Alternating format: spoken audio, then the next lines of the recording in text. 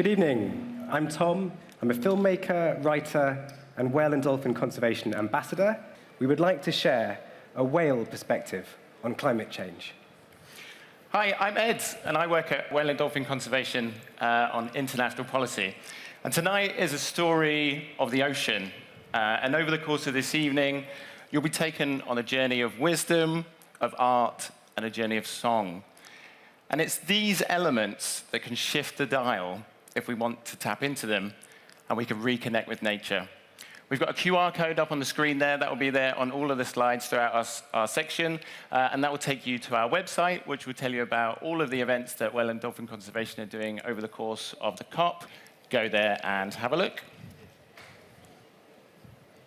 So this is a blue whale. Blue whales are the biggest creatures that have ever lived on this planet.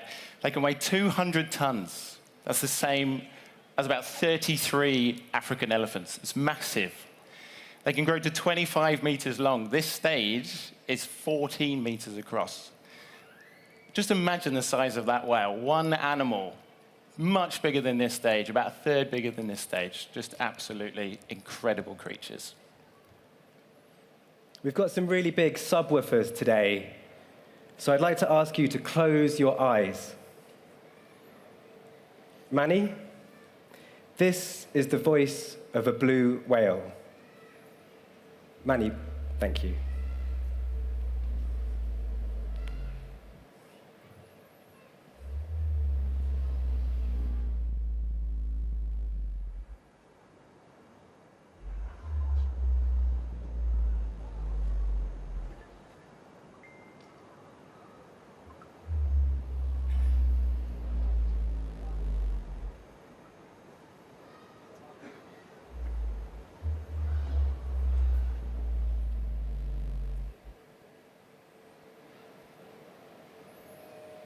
Their voices are so low that they're beneath our hearing.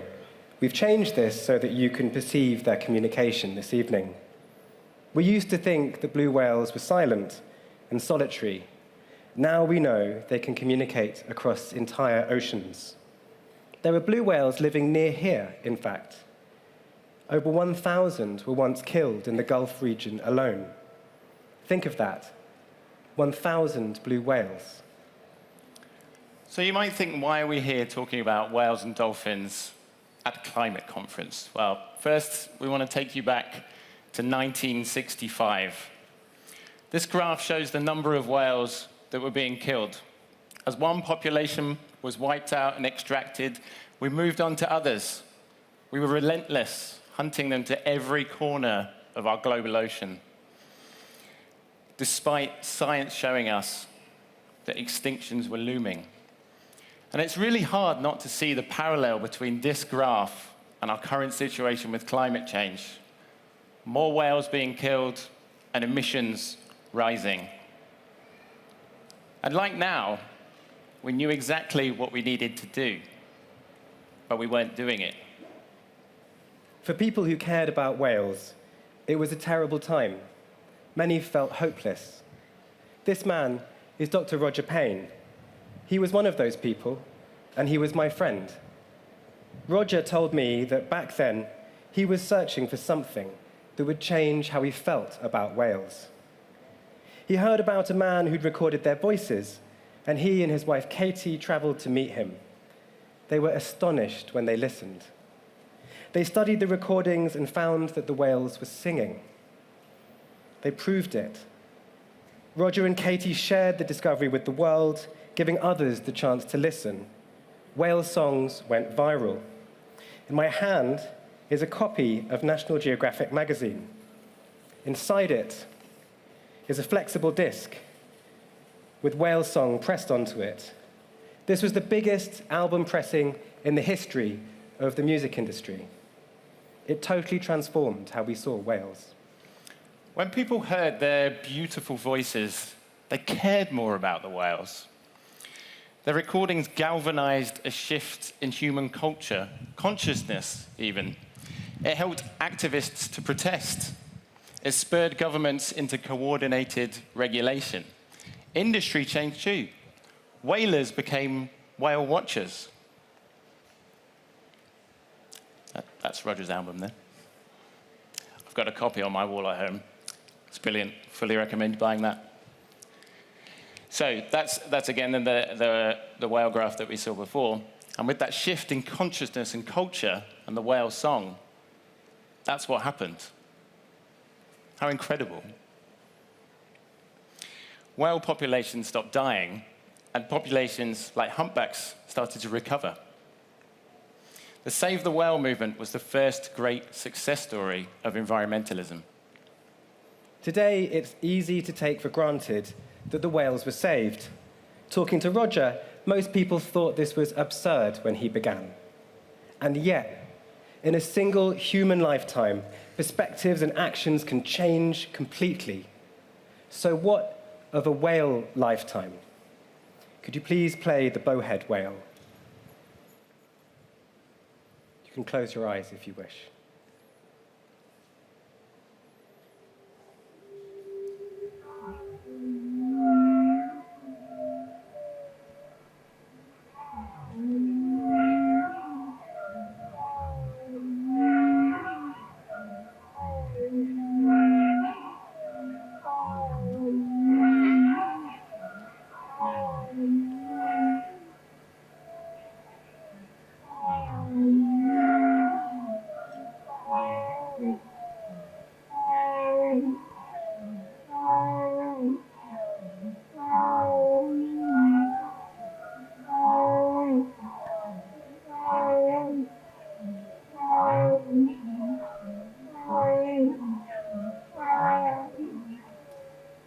Thank you.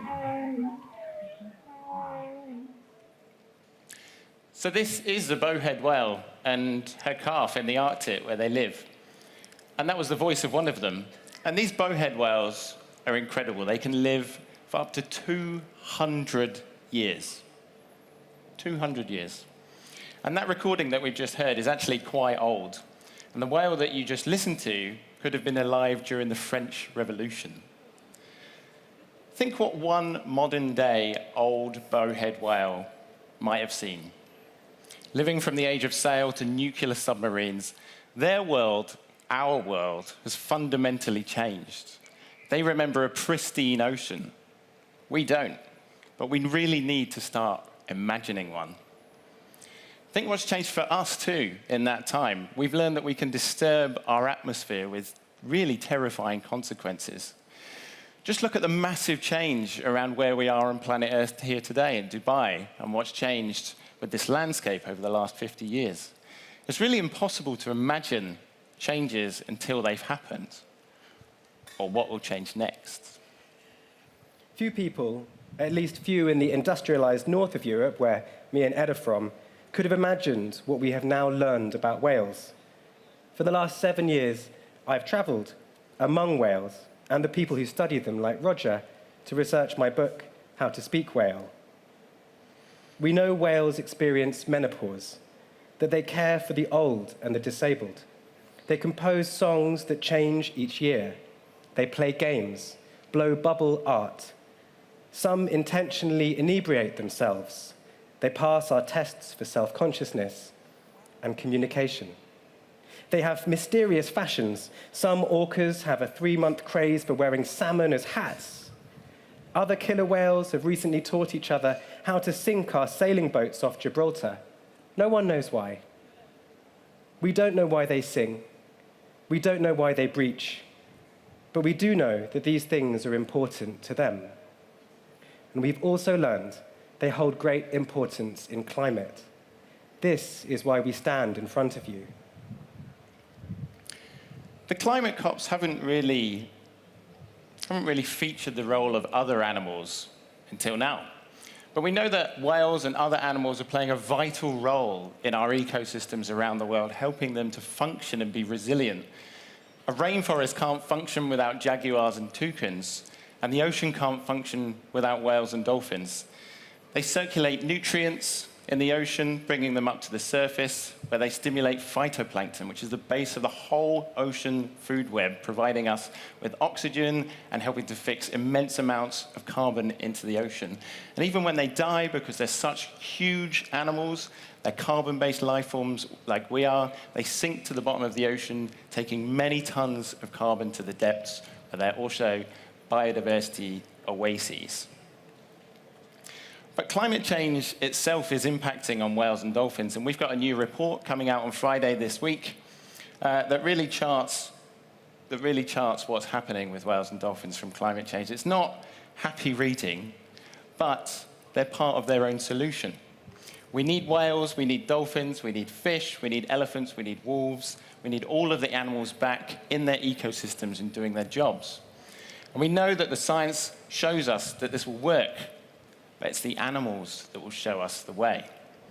If you give that QR code a quick scan up there, on Friday, it will give you access to that report. But if you are here, and if you're lucky enough to have a Blue Zone pass, please come and join us over in the Cryosphere Pavilion at 10 a.m., where we'll run through the whole of that report with you. And if you're really lucky, you might even bag yourself a copy. So for people who've been at many COPs, would you ever have imagined that a decade ago, we'd be here, standing here today at COP28, where there are animal allies, and that we've given animals a seat at the table, the negotiating table on climate? Yeah.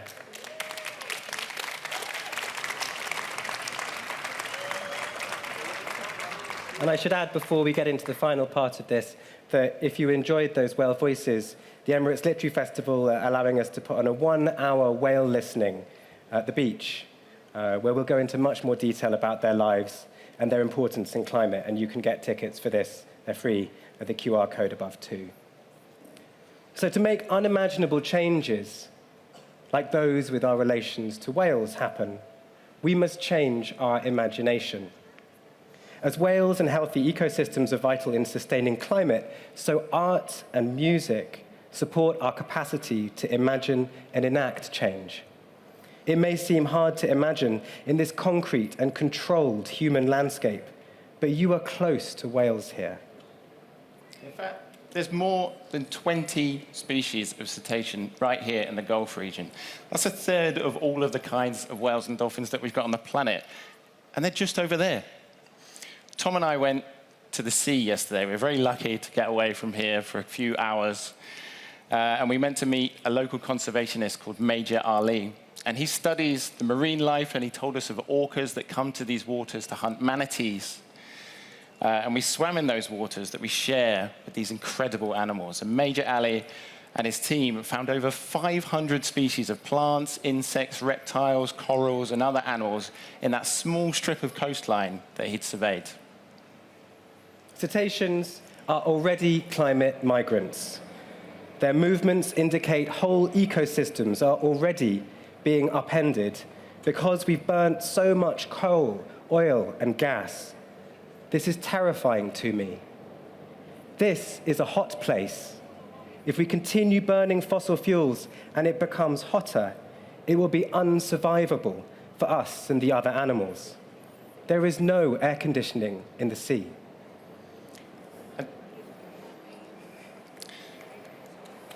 Thank you.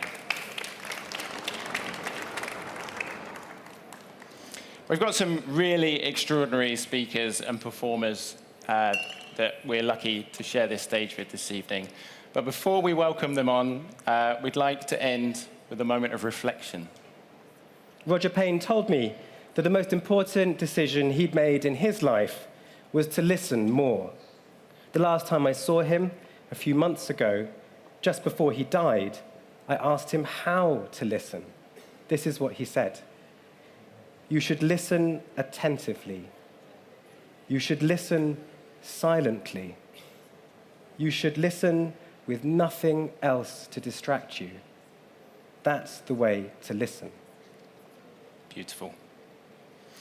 We've got something really special to share with you now before we go. Recently, Roger's charity, the Ocean Alliance, digitized some of the earliest recordings of whale voices. And we believe that this is the first ever recording of a humpback song. from 1953. And few humans or whales have heard this for over 70 years. So with that in your mind, please close your eyes again and consider our capacity to change. From us, from WDC and from the whales. For those of you who will go out from this event to fight for our survival, to do the hard work of changing our collective imagination. Thank you.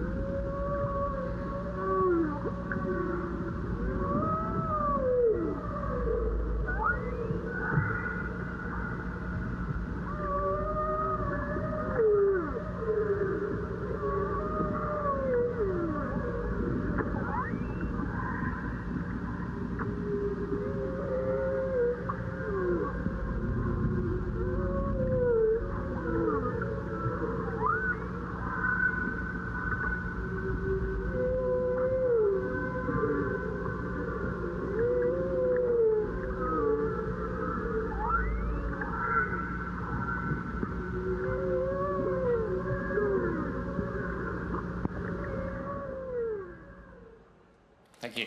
Thank you.